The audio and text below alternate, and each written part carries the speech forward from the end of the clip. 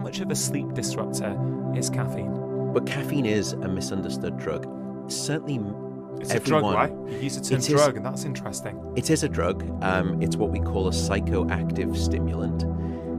Everyone knows that caffeine can help alert you and sort of keep you awake.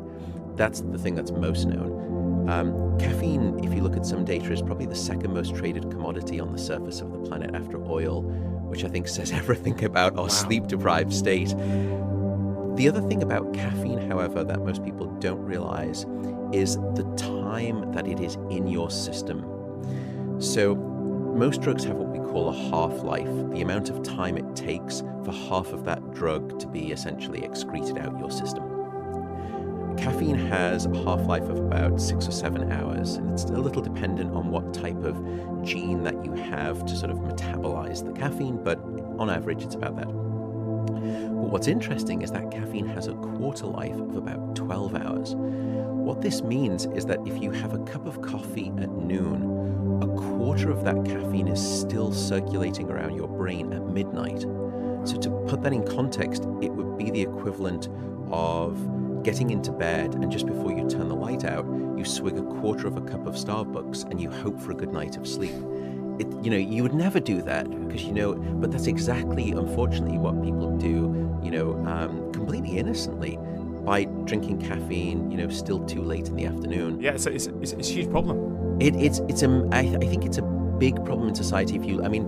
Another way to quantify this is if you just look, and I've checked out the data from the Financial Times, the number of Starbucks coffee houses that have arisen over the past 30 years is just like an exponential increase. And I think that is an expression of how we're self-medicating our state of sleep deprivation in developed nations. You call it a drug. I agree with you. It is a psychoactive substance that we use liberally. We let our children have it. We're not even, we often don't think about the implications of that. And so many patients of mine tell me that, Dr. Chatterjee, I know, caffeine can be a problem for some people. I'm not one of those. Caffeine is fine for me. But more often than not, when they either reduce their intake or cut it out completely, the sleep quality goes up.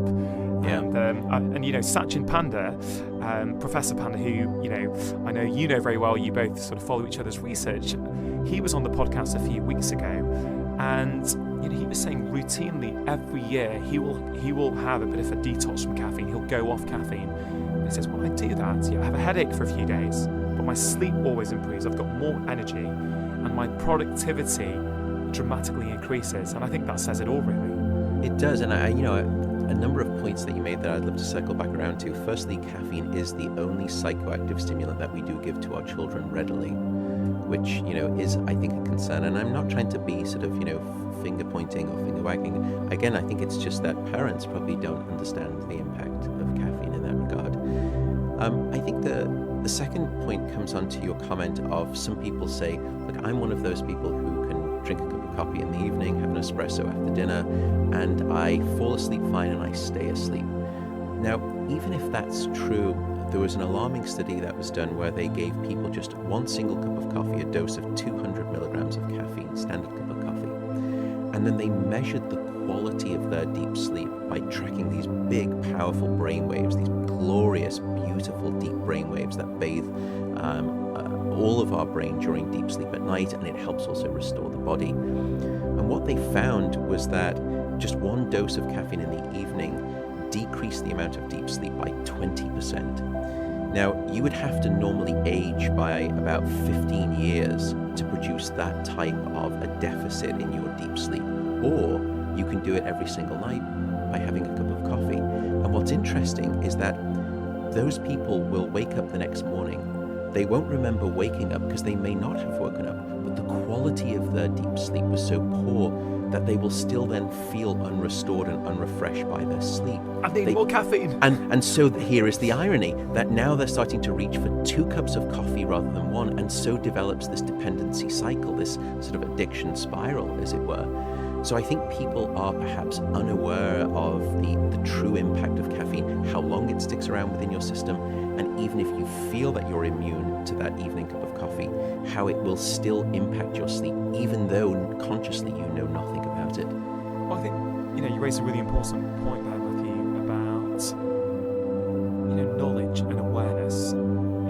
none of us are pointing fingers. I understand caffeine is everywhere.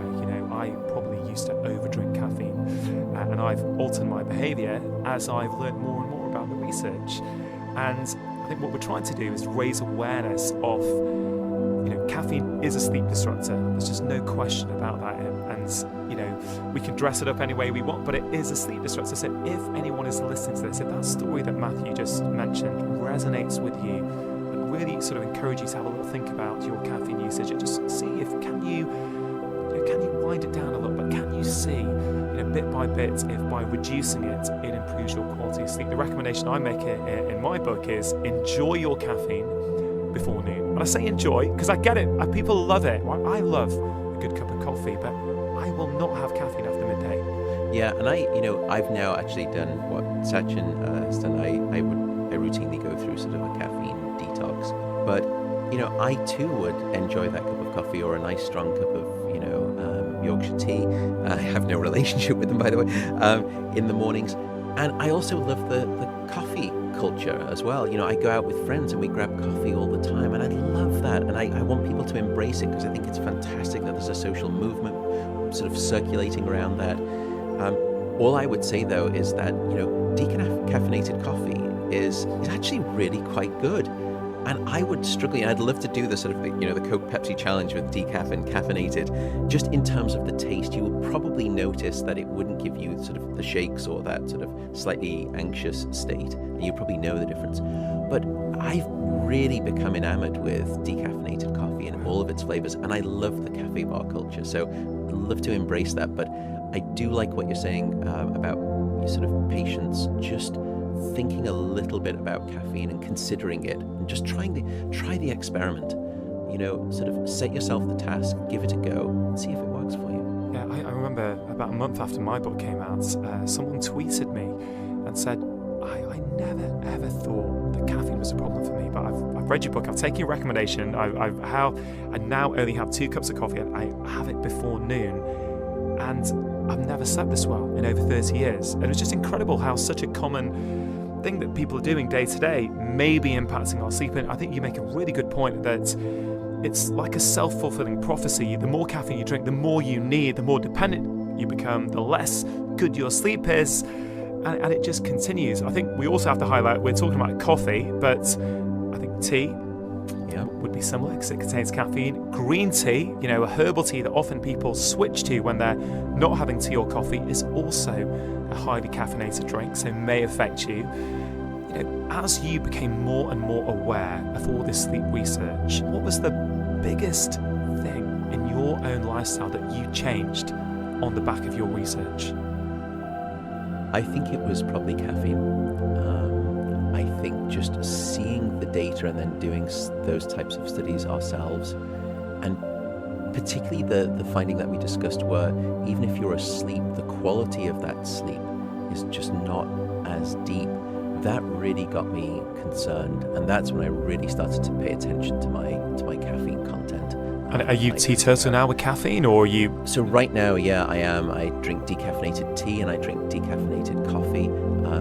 I sometimes, I've ebbed and flowed between sort of having coffee in the morning because I do feel it's alerting benefits, but we didn't necessarily evolve to be medicated with caffeine. And I think anyone who's drinking caffeine at 11 a.m., which on the basis of your circadian rhythm, if you listen to the wonderful podcast with Sachin Panda that you did, your peak of your circadian rhythm is right around sort of the 11 o'clock period. That's when it should be almost impossible for you to fall asleep. But yet, I sometimes look around on an airplane when I'm leaving and half the plane is asleep at 11 o'clock. Yeah. And if you're self-medicating your sleep deprivation at 11 a.m. with caffeine, it usually means that you're perhaps just not getting enough sleep. And that's probably been one of the greatest, I think, influential factors. That and the impact on my productivity. I think that was the most underrated, and it actually forced me to start doing a lot of research on sleep loss and productivity that maybe on a second podcast we can talk about. We can get into, yeah. But, my ability to maintain focus and produce high quality output work is dramatically dependent on the sleep that I've been having at night. that absolutely echoes what Professor Panda said a few weeks ago on this podcast. When he goes off caffeine, his productivity goes up. So guys, look, no one's asking you guys to cut out caffeine. I know how much you guys love it. I have certainly had my own love-hate relationship, more love of a relationship with coffee in the past, but I have dramatically reduced it and I'm feeling better than I've ever felt.